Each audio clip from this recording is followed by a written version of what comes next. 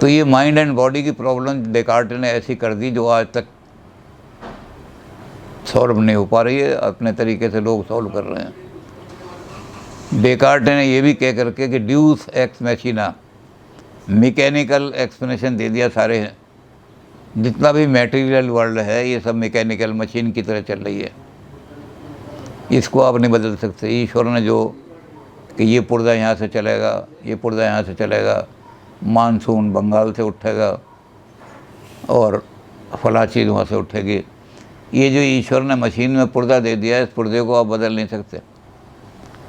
तो सारी वर्ल्ड जो है एक बड़ी भगवान की मशीन है, उसका चलाने वाला भगवान है, आप उसमें कोई परिवर्तन नहीं कर सकते। जब किसी की मृत्यु हो जाती है तो हम यही कहते हैं जाकर के, भगवान की इच्छा को कोई नहीं बदल सकता।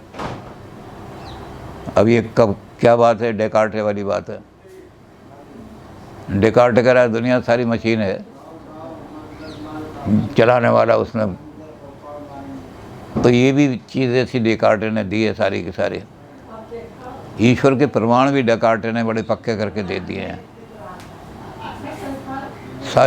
सारी दुनिया में तुम इस बात को सोचो कि तुम्हारा कोई हस्तक्षेप नहीं है नेचर के लॉ में, तुम्हें नेचर के लॉ, तो फ्रीडम ऑफ विल तुम्हारी ये है कि नेचर के लॉ को समझने की कोशिश करो, इतनी फ्रीडम है तुम्हें, और कोई इसको बदलने की कोशिश मत करो।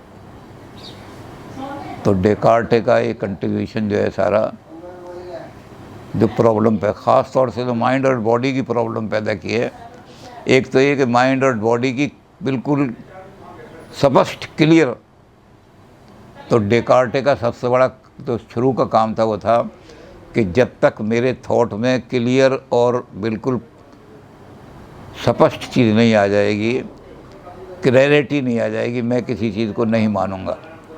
तो डेकार्ट की बहुत बड़ी देन है ये, इसलिए डेकार्ट ने लॉजिक में भी चेंज किया है। शब्द जो है जिसको प्रयोग करो, उस शब्द के डेफिनीशन बिल्कुल एक्यूरेट डेफिनीशन हो, पता आपको तो शब्द प्रयोग करो, नहीं तो मत करो प्रयोग। ये चीज़ एरिस्टोटल ने कही थी, उसी को रिपीट ये दूसरी तरह से कर रहा है।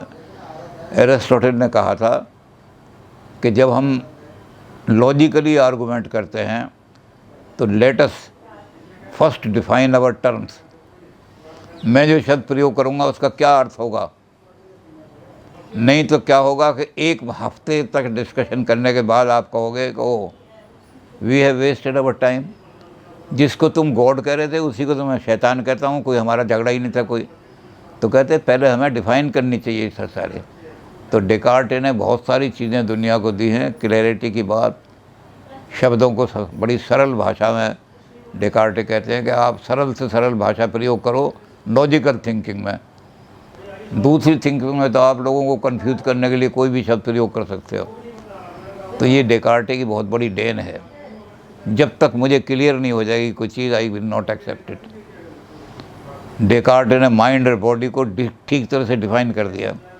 माइंड कभी बॉडी नहीं बन सकता, बॉडी कभी माइंड नहीं बन, यानी आत्मा कभी मैटर नहीं बन सकती, मैटर कभी आत्मा नहीं बन सकती।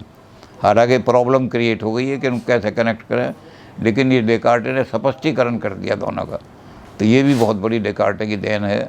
और ईश्वर के उसने आर्गूमेंट दिए, उसमें कुछ कमी तो रह गई, लेकिन ईश्वर के लिए भी उसने पक्के आर्गूमेंट सारे के सारे आदमी को दिए।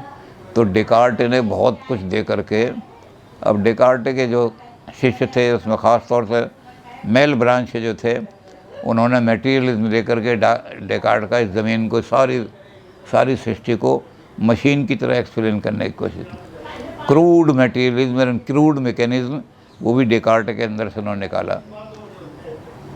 तो इसलिए डेकार्ट ने बहुत सी चीज़ें स्पष्ट जो कर दी, उसने कहा कि जो चीज़ स्पष्ट दिखाई दे, अस्पष्टता नहीं रहनी चाहिए। कहीं भी अस्पष्टता रहेगी तो मैं उसको बिल्कुल नहीं मानूंगा। तो हम डेकार्ट की बहुत सारी देन मानते हैं, और इसी दृष्टि से हम कहते हैं कि एक मेथड तो दे दिया था बेकन ने, लेकिन क्लैरिफिकेशन इतनी ज़्यादा नहीं थी उसमें। तो इसलिए असली जो फादर है मॉडर्न फिलॉसफी का, वो डेकार्ट है।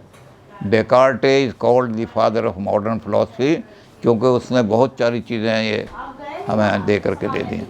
तो हम डेकार्ट को इन सब चीज़ों का मानते हुए और उसको कहेंगे डेकार्ट जी आपके साथ चर्च ने बड़ा अन्याय किया कि आपने कहा जी गॉड निर्गुण है, तो चर्च ने आपकी किताबें जलाई हैं। लेकिन जितनी स्पष्ट बात आपने की है, चर्च इतनी स्पष्ट, रिलीजन में इतनी स्पष्ट लैंग्वेज होती नहीं, इसलिए डेकार्ट ने रिलीजियस लैंग्वेज को बिल्कुल डिस्कार्ड कर दिया। रिलीजियस लैंग्वेज जो है वो रिलायबल लैंग्वेज नहीं है, स्पष्ट नहीं है वो। अगर रिलीजन को बचना है तो स्पष्ट लैंग्वेज दो। तो डेकार्ट की बहुत बड़ी देन पाश्चात्य दर्शन के, मॉडर्न दर्शन के इसीलिए फादर माना जाता है कि इन्होंने बहुत बड़ी देन सबसे दी कि हम स्पष्ट थिंकिंग करें, चीज़ों को ठीक तरह से परिभाषित करें, माइंड और मैटर का अच्छी तरह समझने की कोशिश करें। तो डेकार्टे जी आपको नमस्कार है हमारा। चलिए अब आप बाद में देखेंगे आपके बाद कौन आदमी आएगा। पाश्चात्य दर्शन की एक बात हमने पहले कही थी कि पाश्चात्य दर्शन में ये अच्छा है, हमारे यहाँ आलोचना नहीं होती। पाश्चात्य दर्शन में शिष्य जो है वो गुरु की कमियों को दूर करता है, इसको इन्होंने आलोचना नहीं कहा, पर वो उसको सप्लीमेंट करता है।